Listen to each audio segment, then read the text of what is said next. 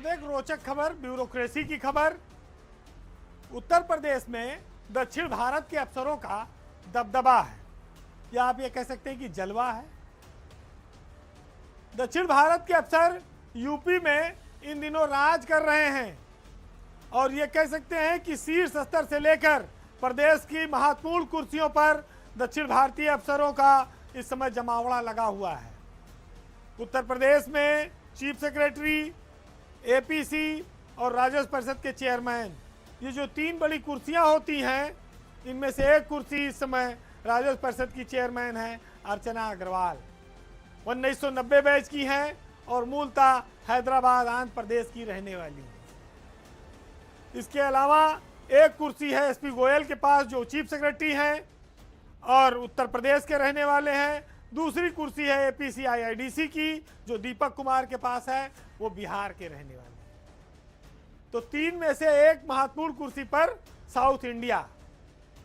इन तीनों कुर्सियों के बाद जो नंबर 2 का नंबर आता है, वो आता है नियुक्ति सचिव का।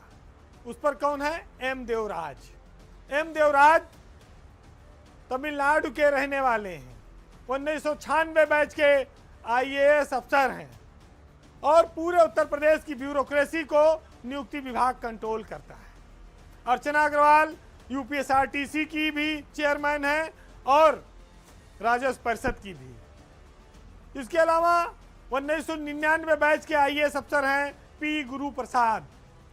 पी गुरु प्रसाद भी आंध्र प्रदेश के रहने वाले हैं और उनके पास नगर विकास जैसा बहुत बड़ा महकमा है, उसके साथ आवास विभाग के भी वो प्रमुख सचिव हैं और जिस दिन से वो प्रमुख सचिव बने हैं, उनको सरकार ने लगातार महत्वपूर्ण विभाग दिया है। इसी तरह से एमएसके सुंदरम, जो इरोड तमिलनाडु के रहने वाले हैं, वो भी 97 बैच हैं और उनको प्रमुख सचिव श्रम विभाग का काम उनके जिम्मे है। एक और चर्चित नाम है, आंध्र प्रदेश की हैं अपर्णा यू। बीजेपी सरकार में वो एक अकेली ऐसी महिला अफसर हैं जो कई घोटालों में फंसी। अपर्णा यू कई विवादों में आई, लेकिन सरकार ने उनके ऊपर मेहरबानी जारी रखने में कोई कसर नहीं रखी। समय से उनको प्रमोशन होता रहा, उनको अच्छी अच्छी पोस्टिंग मिलती रही और इस समय वो प्रमुख सचिव राजस्व के पद पर हैं। 2001 बैच की आईएएस अफसर हैं अपर्णा यू। साउथ इंडियन के अफसरों में सबसे महत्वपूर्ण पोस्टिंग पाने वालों में। इसके बाद नंबर आता है 2001 बैच के ही एसवीएस रंगा राव का। एसवीएस रंगा राव इकलौते ऐसे अफसर हैं साउथ इंडिया के जिनको इस सरकार ने किनारे कर रखा है। एसवीएस रंगा राव से सरकार की क्या नाराजगी है, आज तक ये पता नहीं चली। उसी के वो शिकार हैं। उनका अधिकतर समय राजस्व परिषद में बीता और अब उनको प्रमुख सचिव सामान्य प्रशासन के तौर पर रखा गया है। ये पद सजा के तौर पर अफसरों को दिया जाता है। अभी यूपी में कुल 43 अधिकारी ऐसे हैं जो एसीएस और प्रमुख सचिव रैंक में हैं। उसमें यूपी के 11 हैं और दक्षिण भारत के 7 हैं और 7 में से 6 बहुत महत्वपूर्ण पदों पर हैं। तो मलाईदार कुर्सियों पर वो स्वाभाविक रूप से आए हैं या सरकार का भरोसा इन अफसरों पर ज़्यादा है?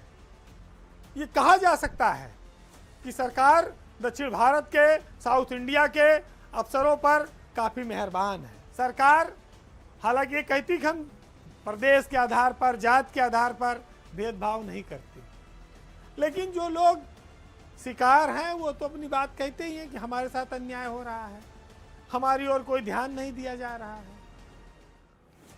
अब किसी का कोई अतीत कारण रहा होगा, कुछ भ्रष्टाचार का कोई आरोप रहा होगा, कोई सरकार की नाराजगी रही होगी, ये सब बातें हो सकती हैं, लेकिन यहाँ जो लोग महत्वपूर्ण पदों पर हैं उन पर भी कई सारे आरोप हैं। ऐसा नहीं है कि खाली सब दूध के धूले ही बैठे हैं।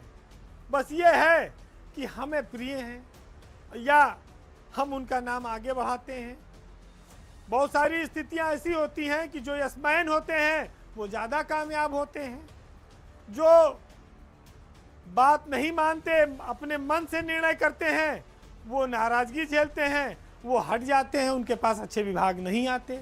हालांकि इन सब पर टोटलिटी में जुगाड़ तंत्र हमेशा भारी पड़ता रहा है और ये रहेगा। जिसका जितना अच्छा जुगाड़ होगा उसको उतनी अच्छी पोस्टिंग मिलेगी।